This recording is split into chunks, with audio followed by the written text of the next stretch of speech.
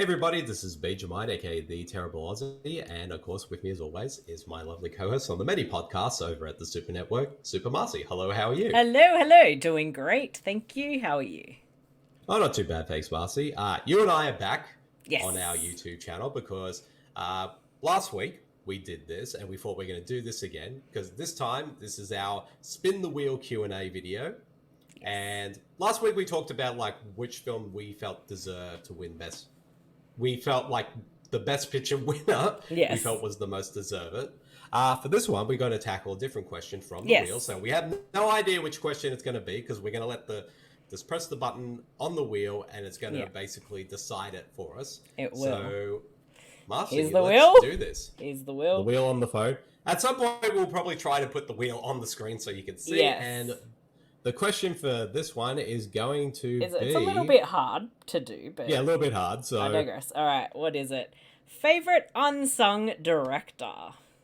Ooh, this is a good one. I like this So question. you came up with the question to put on the wheel, so why don't you explain it for everyone, and we'll answer it. Yeah, I mean, we always talk about some of our, like, the great directors out there, you know, like Steven Spielberg, Martin Scorsese, Quentin Tarantino, and so many others. Like, and everyone has their own personal favorite directors, like the great directors. But I'm like curious, like, who's somebody that a filmmaker you really like, but you never feel like they don't get as much attention as they do as some of the big filmmakers? There's quite a few I can think of, but I think for this question, there's one in particular who I think is a fantastic filmmaker, who I think is one of my all-time favorite directors. And during his time, because he's no longer with us now, on Earth, he had made a string of really fantastic films. And the filmmaker I'm going to talk about, who I think is very much an unsung filmmaker, is Hal Ashby. Oh, okay. And of course, Hal Ashby started off his career as a film editor. He won an Oscar for editing the film In the Heat of the Night. And then, of course, he became a filmmaker. And then I haven't seen his very first film, which I believe was The Landlord, which was his very first film.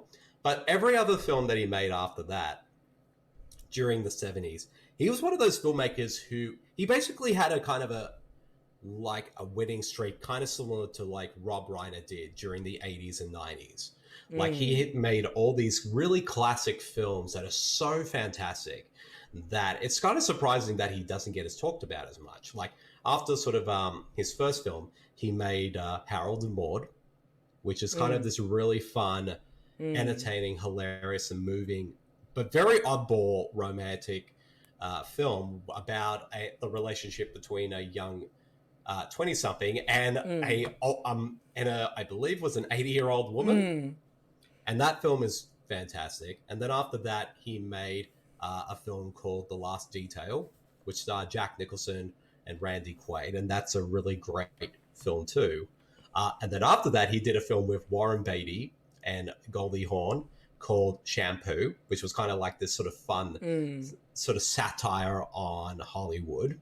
And then after that, he made this really fantastic film. And this was a film, sort of a music biopic called Bound for Glory that starred David Carradine, which I don't think that many people have seen, but I remember seeing it and I thought it was just absolutely fantastic. And then after that, he made a film about Vietnam called Coming Home, but it was more about sort of post-Vietnam, about the veterans sort of coming back. And it starred Jane Fonda and Jon Voight, who both won Oscars for Best Actor and Actress for that film. And then, of course, the very last film he made in the 70s, and in my opinion, my favorite of the films he made is the film Being There, starring Peter Sellers, which is an absolutely brilliant political satire that in a way is kind of a precursor to Forrest Gump in one way, but a bit more kind of cynical. But unfortunately, though, sort of during the 80s, due to sort of personal problems, his filmography started to get very kind of spotty. And one of the most... So then his career kind of went down there, and then unfortunately he passed away. But he's a filmmaker who a lot of that sort of streak during the 70s was such a great streak for any filmmaker. And the fact that not that many people kind of talk about his film as much, which is kind of sad because I think he is best. If you watch all those films, there's such a diversity to all those films in terms of like their subject matter and their stories and that. And he just really sort of tackled them really well. And he got so many great performances out of many actors. And a lot of them did get Oscar nominations throughout his time as a filmmaker. And I think he's such a great filmmaker that I would love more people to kind of check out his work. And even though I still haven't seen it yet, about a few years back, they actually made a documentary on him called simply How, which I'm definitely dying to kind of check out. So, but in terms of like when I think of like unsung filmmakers, he's one of the first ones I think about, and he's up there as probably my 10 favorite filmmakers of all time. Awesome. And who would be your unsung filmmaker, Marcy? Look, I had to think about it for a little bit, but look, I think this director has made some pretty solid stuff, and I think that kind of almost gets forgotten about a little bit because there are some things that aren't that great, but when they're on point, they're on point. And I've decided to go with F. Gary Gray. Oh, nice.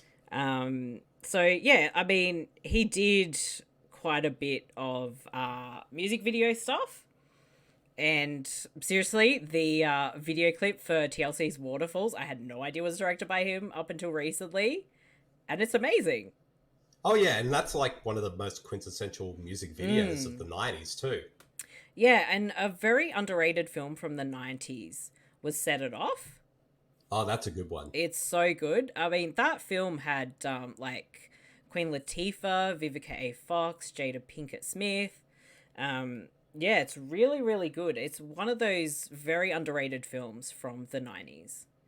And, you know, he's done other films like The Negotiator, A Man Apart, the Italian Job remake, Be Cool, Law Abiding Citizen, which actually is a bit of a guilty pleasure, I guess you could say.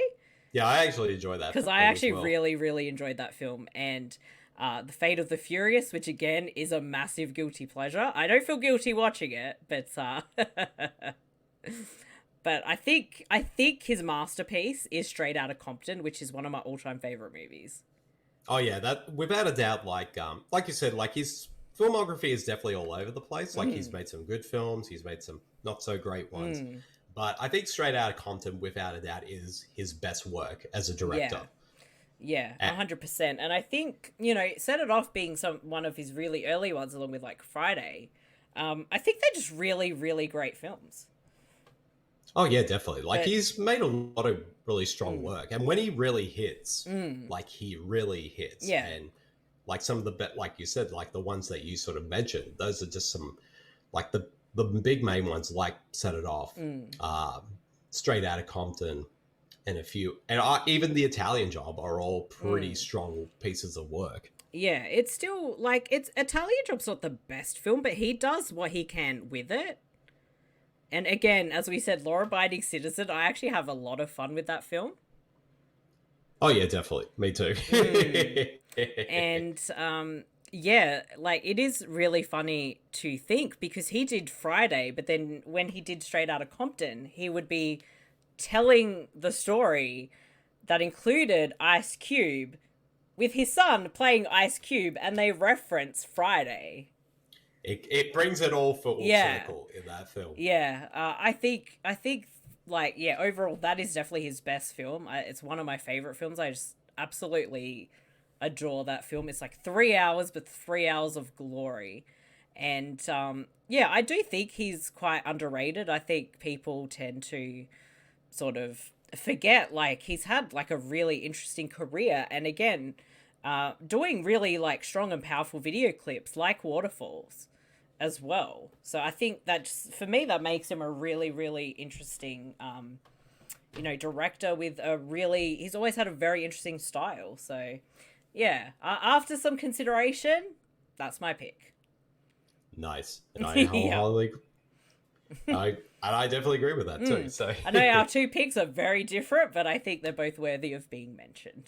Oh, definitely, yeah. And we'll be interested to hear what other people think as well. Like, what are some of your favorite unsung directors? Directors whose work you really like, but don't feel like they get as much of attention as they do sort of like the big heavy hitters do.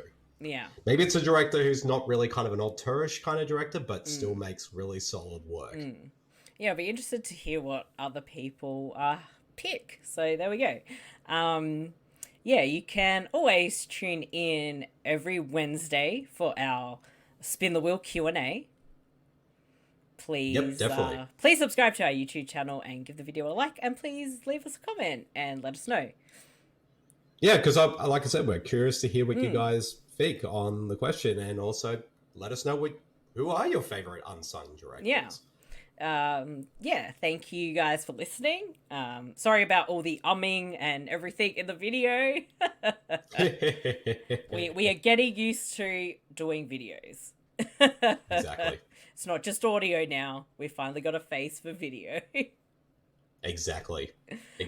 Until next time, I've been super, Bede's been terrible. Bye, everybody. See everybody.